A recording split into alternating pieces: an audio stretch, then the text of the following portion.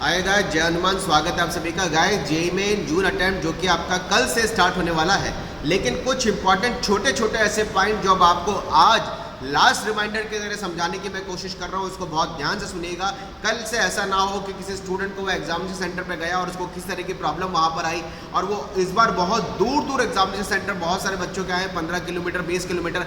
तो examination centre पर जाने से पहले आपको किस तरह की तैयारी अपने साथ करके रखनी है, साथ साथ एग्जाम देते समय भी आपको किन किन छोटे छोटे क्लू पॉइंट का ध्यान रखना है ताकि आप अपने एग्जाम को स्मूथली तरीके से दे पाएं। और लगातार मेरे पास जो मैसेजेस कमेंट में बच्चों के आ रहे हैं, उस तरह की क्वेरीज के लिए परफेक्ट कुछ की पॉइंट मैंने बनाए, वो सब आपके लिए जानना बहुत ज़रूरी है। सबसे पहले तो आप सभी को ये समझना है कि जो एडमिट कार्ड आपका है, उस एडमिट कार्ड पे जो आपका पहला पेज है, फर्स्ट पेज है, उसके 2 प्रिंट आउट आपको निकालने हैं। 2 प्रिंट आउट निकाल के इसलिए मैं कह रहा हूँ क्योंकि आपका जो जिसमें फ्रंट पेज पे सेल्फ डिक्लेरेशन फॉर्म है वो वहाँ डिपॉजिट हो जाएगा, और डिपॉजिट होने के साथ वो वापस आपके पास एक कॉपी जरूर होनी चाहिए, क्योंकि आगे काउंसलिंग के टाइम तक भी एडमिट कार्ड में कहीं ना कहीं आपको यूज़ आने की पॉसिबिलिटी रहती है, जो कि फ्रंट पेज है। तो पहले पेज के आपको 2 प्रिंट आउट जरूर निकालने हैं।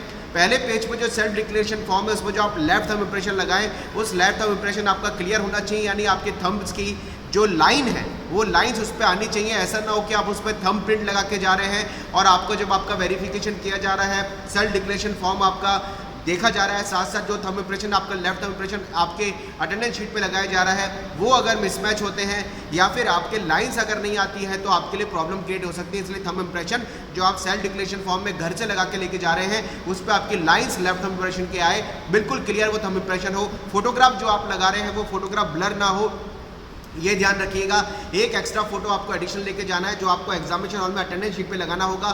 फोटो ब्लर नहीं होना चाहिए, इस चीज़ का आप सबको ध्यान देना है। यहाँ पर आधार कार्ड को लेकर बच्चे लगातार कंफ्यूज हैं कि सर आधार कार्ड पे हमारा फोटो पुराना लगा हुआ है, क्या फोटो हमारा मैच किया जाएगा, और कहीं ऐसा ना हो कि हम आधार कार्ड लेके जाएं, फोटो मैच करें तो हमारा फोटो पुराना है और इस वजह से हमें एग्जामिनेशन सेंटर पे एंट्री ना मिले। तो आधार कार्ड पे फोटो सभी का पुराना होता है, लगभग बहुत समय पहले आधार कार्ड सबका बन जाता है, उससे प्रॉब्लम नहीं है। लेकिन आपके आधार कार्ड पर आपका नाम एग्जैक्टली फॉर्म में भरे हुए नाम से, आपकी डेट ऑफ बर्थ एग्जैक्टली आपकी डेट ऑफ बर्थ से मैच होनी चाहिए, ये इंपॉर्टेंट है। एक बात यहाँ बच्चों में अभी भी कंफ्यूजन बना हुआ है कि सर हम जो प्रिंट आउट अपने एडमिट कार्ड का निकालें, अभी जो एनटीए ने एडवाइजरी जारी की है उस एडवाइजरी के अकॉर्डिंग तो लिखा है कि कलर प्रिंट आउट होना चाहिए, हम ब्लैक एंड व्हाइट लेके जाएं तो हमें प्रॉब्लम आएगी क्या।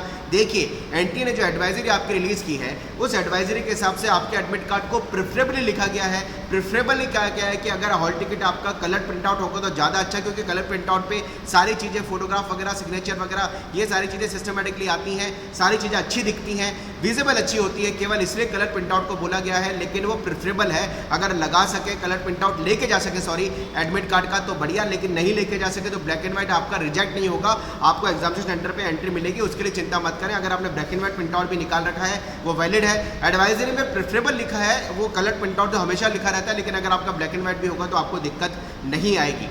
यहाँ पर एक इंपॉर्टेंट पॉइंट मैं आपसे और जरूर शेयर करना चाह रहा हूँ कि बच्चे मुझसे लगातार बोल रहे हैं कि सर हम 2 घंटे पहले हमारा रिपोर्टिंग टाइम दिया गया है, 9 बजे हमारा पेपर है, हमें 7:10 7:20 में बुलाया गया है, हर बच्चे का अलग अलग रिपोर्टिंग टाइम है, तो क्या हम 2 घंटे पहले पहुँचे अगर हमारा रिपोर्टिंग टाइम 2 घंटे पहले दिया गया है। देखिए, रिपोर्टिंग टाइम एनटीए ने इसलिए आपको दिया है अलग अलग स्टूडेंट को, क्योंकि वहाँ पर आपका मेटल डिटेक्टर से फ्रिस्किंग होती है, आपका थंब इंप्रेशन लिया जाता है, फोटोग्राफ लिया जाता है, अटेंडेंस शीट में आगे आपका फोटो भी लिया जाता है, फिर आपकी पूरी चेकिंग होने के साथ आपको एग्जामिनेशन हॉल में एंट्री दी जाती है, कई तरह की फॉर्मेलिटीज वहाँ पर की जाती हैं। इसी वजह से हर किसी स्टूडेंट का अलग अलग एक रिपोर्टिंग टाइम बनाया गया है।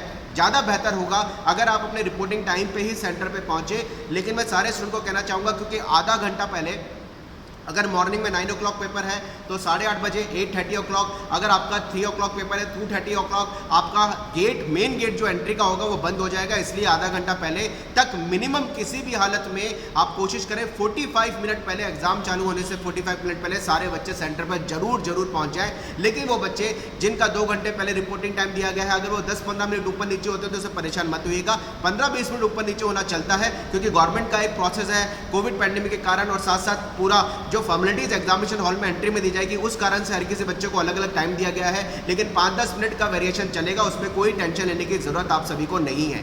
यहाँ पर एक इंपॉर्टेंट पॉइंट और आपसे शेयर करना चाहता हूँ, क्योंकि पहली बार न्यूमेरिकल वैल्यू जो बेस्ड आपसे क्वेश्चन है सेक्शन बी, जो 10 क्वेश्चन आपको दिए जाएंगे पर सब्जेक्ट में, जिसमें से केवल आपको 5 क्वेश्चन करने हैं, उस न्यूमेरिकल वैल्यू बेस्ड क्वेश्चन में भी आपको एक नियरेस्ट इंटीजर तक अपने आंसर को निकालना है और पहली बार उसमें नेगेटिव मार्किंग हो रही है, इसलिए ध्यान रखिएगा। पेपर में आप इंपॉर्टेंट इंस्ट्रक्शंस को, जो इंस्ट्रक्शंस आपको दिए जाएंगे उसको ढंग से पढ़ लीजिएगा, इंस्ट्रक्शंस को मिस मत करिएगा। लेकिन आपके न्यूमेरिकल वैल्यू बेस्ड क्वेश्चन में इस बार पहली बार सेक्शन बी में नेगेटिव मार्किंग इंट्रोड्यूस की गई है, इसलिए आप सभी को ये ध्यान देना है कि न्यूमेरिकल वैल्यू बेस्ड क्वेश्चन का आपका नियरेस्ट जो इंटीजर वैल्यू है या करेक्ट आपके इंटीजर जो वैल्यू है उसमें आपको आंसर देना होगा। इस चीज़ का आपको सभी को ध्यान देना है। इसलिए ये कुछ इंपॉर्टेंट पॉइंट्स है जो मेरे दिमाग में आ गए थे कि सोचा कि एक बार आपसे जरूर शेयर कर लूँ। हाँ, एक पॉइंट और मैं यहाँ पर कहना चाहूँगा, जो ड्रेस कोड की बात आ रही है, कई तरह के यूट्यूब पे वीडियो मैं देख रहा हूँ, ड्रेस कोड को लेकर के गवर्नमेंट का कोई स्पेसिफिक ड्रेस कोड नहीं है, केवल ये बोला है कि बड़े जो बटन होते हैं उनसे, वो जो क्लॉथ जिनमें बड़े बटन हो, चाहे वो गर्ल के हों चाहे वो बॉय के हों, उन क्लॉथ को अवॉइड करिए। सिंपल बटन वाली शर्ट टी शर्ट कुछ भी पहन के जाइए। मोटे थिक सॉल वाले उन्होंने बोला है फुटवेयर हो या शूज़ हो उसको थोड़ा सा अवॉइड करें। थिक सॉल के लिए बोला गया है, लेकिन आप फुटवेयर शूज़ पहन के जा सकते हैं, उसमें कोई दिक्कत नहीं है। कोई particular specific dress code JEE main के लिए नहीं होता है, लेकिन थोड़ा सा जो गवर्नमेंट ने एक थोड़ी थोड़ी गाइडलाइन दी है उसको जरूर हम देख लें, क्योंकि वो हमारे लिए बहुत इंपॉर्टेंट होगा। लेकिन गेट क्लोजिंग का टाइम रखिएगा, ध्यान रखिएगा। पिछली बार भी ऐसा हुआ था, कुछ बच्चे गेट क्लोज होने के बिल्कुल एग्जैक्टली टाइम पे सेंटर में पहुंचे थे, वहाँ उनको बहुत ज़्यादा प्रॉब्लम आई थी, ट्रबल आई थी। इस चीज़ का आप सभी को ध्यान रखना है। तो यही मुझे कुछ इंपॉर्टेंट पॉइंट आपसे डिस्कस करने थे, इसलिए इसके लिए आप थोड़ा ध्यान रखिएगा इन सब पॉइंट्स का। और एक इंपॉर्टेंट जाते थे, मैंने जस्ट नोट डाउन कर रखे हैं काफ़ी पॉइंट। एक पॉइंट और रह गया है कि जो सेल्फ डिक्लेरेशन वाला फॉर्म है वो तो सारे बच्चों को लेके जाना है, क्योंकि वो डिपॉजिट होगा। लेकिन जिनके पास आधार कार्ड नहीं है या जिनका आधार कार्ड वेरीफाइड नहीं हुआ था, केवल उन स्टूडेंट्स को जो सबसे लास्ट पेज आपका 4 नंबर पेज है वो लेके जाना है। 4 नंबर पेज केवल उनको लेके जा रहे हैं जिनका आधार कार्ड वेरीफाइड नहीं हुआ था या जिनके पास आधार कार्ड नहीं है। उन सारे स्टूडेंट्स को उसको भर के लेके जाना है, जिसमें लिखा है नॉन आधार कैंडिडेट, उनको वो लास्ट में जो डिक्लेरेशन है 4th पेज नंबर का डिपॉजिट करना है। तो गाइस, उम्मीद करता हूँ ये कुछ पॉइंट आपके लिए हेल्पफुल रहेंगे, इनको जरूर ध्यान रख लीजिएगा।